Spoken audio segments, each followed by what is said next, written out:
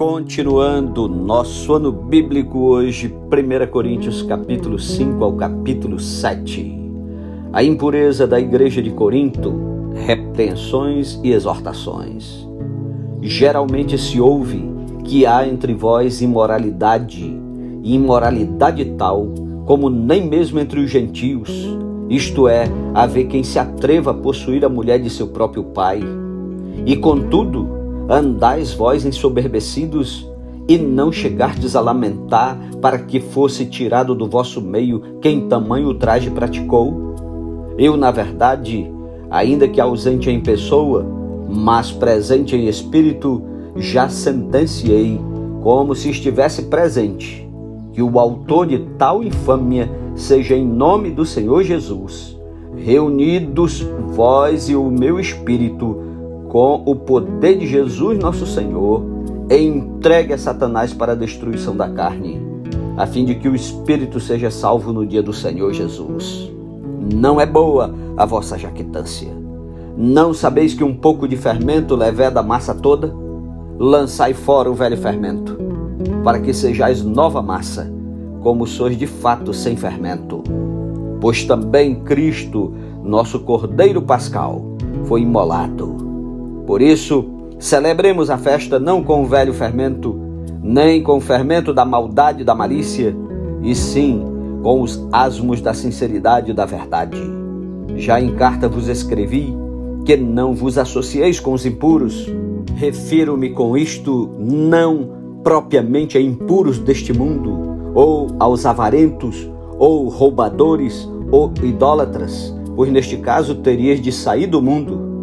Mas agora vos escrevo que não vos associeis com alguém que, dizendo-se irmão, foi impuro, ou avarento, ou idólatra, ou maldizente, ou beberrão, ou roubador. Com esse tal nem ainda comais. Pois com que direito haveria eu de julgar os de fora? Não julgais vós os de dentro? Os de fora, porém, Deus os julgará. Expulsai, pois, de entre vós o malfeitor. Capítulo 6. Paulo censura o litígio entre os irmãos. Aventura-se algum de vós, tendo questão contra outro, a submetê-la a juízo perante os injustos e não perante os santos? Ou não sabeis que os santos hão de julgar o mundo? Ora, se o mundo deverá ser julgado por vós, sois acaso indignos de julgar as coisas mínimas? Não sabeis que havemos de julgar os próprios anjos? Quanto mais as coisas desta vida. Entretanto, vós, quando tendes a julgar negócios terrenos, constituís um tribunal daqueles que não têm nenhuma aceitação na igreja. Para a vergonha vos digo, não há porventura, nem ao menos um sábio entre vós, que possa julgar no meio da irmandade? Mas irá um irmão a juízo contra outro irmão, e isto perante incrédulos. O só existir entre vós demandas, já é completa derrota para vós outros. Por que não sofreis antes a injustiça? Por que não sofreis antes o dano? Mas vós mesmos fazeis a injustiça e fazeis o dano, e isto aos próprios irmãos. Ou não sabeis que os injustos não herdarão o reino de Deus?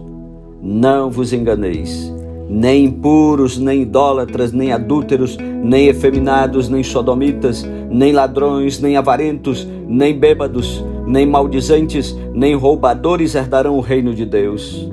Tais foste alguns de vós, mas vós vos lavastes, mas fostes santificados, mas fostes justificados em o nome do Senhor Jesus Cristo e no Espírito do nosso Deus. Todas as coisas me são lícitas, mas nem todas convêm. Todas as coisas me são lícitas, mas eu não me deixarei dominar por nenhuma delas. Os alimentos são para o estômago, e o estômago para os alimentos. Mas Deus destruirá tanto estes como aquele. Porém, o corpo não é para a impureza, mas para o Senhor, e o Senhor para o corpo. Deus ressuscitou o Senhor e também nos ressuscitará a nós pelo seu poder. Não sabeis que os vossos corpos são membros de Cristo? E eu, porventura, tomaria os membros de Cristo e os faria membros de meretriz? Absolutamente não. Ou não sabeis que o homem que se une à prostituta forma um só corpo com ela? Porque, como se diz, serão os dois uma só carne. Mas aquele que se une ao Senhor é um espírito com ele. Fugir da impureza. Qualquer outro pecado que uma pessoa comete é fora do corpo. Mas aquele que pratica a imoralidade peca contra o próprio corpo.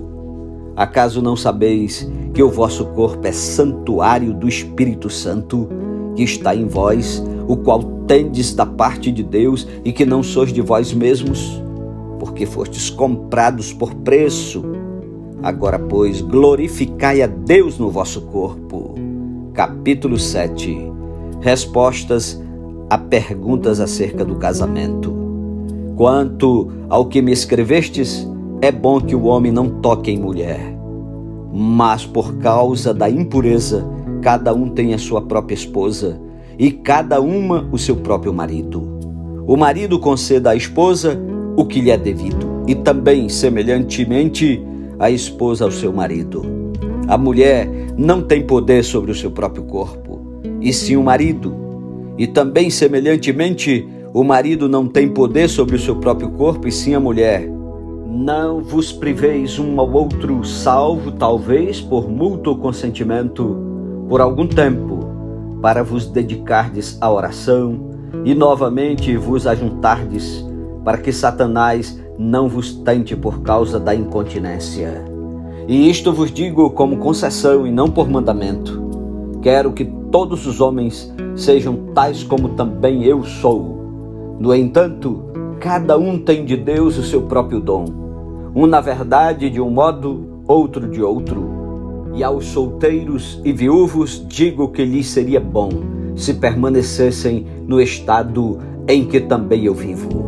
Caso, porém, não se dominem, que se casem, porque é melhor casar do que viver abrasado. Ora, aos casados ordeno, não eu, mas o Senhor, que a mulher não se separe do marido. Se, porém, ela vier a separar-se, que não se case, ou que se reconcilie com seu marido, e que o marido não se aparte de sua mulher. Aos mais digo eu, não, Senhor. Se algum irmão tem mulher incrédula, e esta consente em morar com ele, não a abandone. E a mulher que tem marido incrédulo, e este consente em viver com ela, não deixe o marido, porque o marido incrédulo é santificado no convívio da esposa, e a esposa incrédula é santificada no convívio do marido crente. Doutra sorte, os vossos filhos seriam impuros, porém agora são santos. Mas se o descrente quiser apartar-se, que se aparte. Em tais casos, não fica sujeito à servidão nem o irmão, nem a irmã. Deus vos tem chamado à paz. Pois como sabes, ó mulher, se salvarás teu marido? Ou como sabes, ó marido, se salvarás tua mulher? Ande cada um segundo o Senhor lhe tem distribuído, cada um conforme Deus o tem chamado. É assim que ordeno em todas as igrejas. Foi alguém chamado estando circunciso? Não desfaça a circuncisão. Foi alguém chamado estando incircunciso? Não se faça circuncidar. A circuncisão em si não é nada.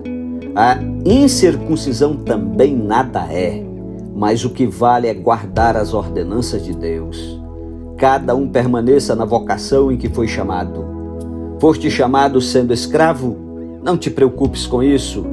Mas se ainda podes tornar-te livre, aproveita a oportunidade.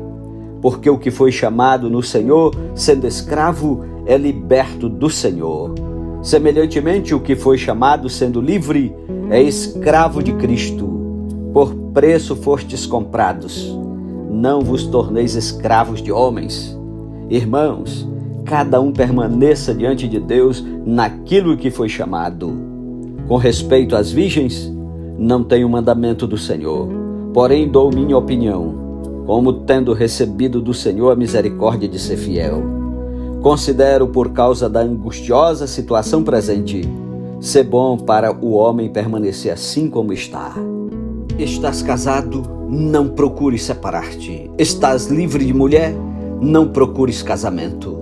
Mas se te casares, com isto não pecas. E também se a virgem se casar, por isso não peca. Ainda assim, tais pessoas sofrerão angústia na carne, e eu quisera poupar-vos. Isto, porém, vos digo, irmãos, o tempo se abrevia. O que resta é que não só os casados sejam como se o não fossem, mas também os que choram como se não chorassem, e os que se alegram como se não se alegrassem, e os que compram como se nada possuíssem, e os que se utilizam do mundo como se dele não usassem, porque a aparência deste mundo passa. O que realmente eu quero é que estejais livres de preocupações. Quem não é casado cuida das coisas do Senhor, de como agradar ao Senhor. Mas o que se casou cuida das coisas do mundo, de como agradar a esposa.